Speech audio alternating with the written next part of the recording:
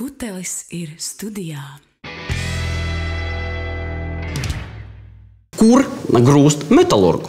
Vēl viena lieta, kas piedara Latvijas pilsoņiem, kaut gan viņi nekad to nav gribējuši pirkt, ir Liepājas metalurgs. Krīzes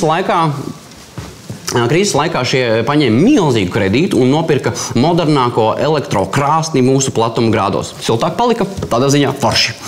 Vienīgais mīnusiņš ar Liepāju saistīti politiķi izsita cauri valsts galvojumu šim kredītam. Un vēl viens mīnusiņš uzreiz nāk klāt.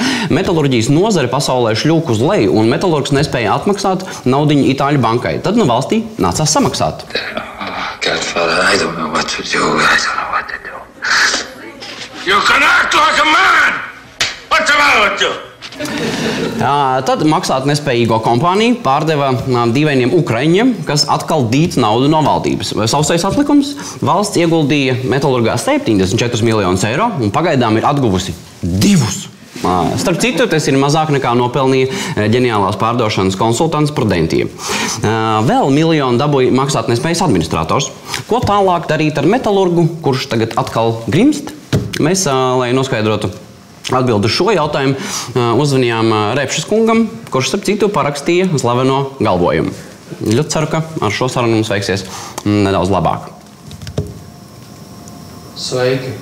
Jūs esat piezvanījis Eināru. Ja interesēties par mākslīgā intelekta attīstīšanu, spiediet 1.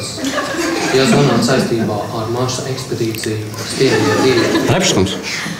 Ja vēlties ziedot man, lai es negrieztos politikā, spiediet 3. Paldies par ziedojumu.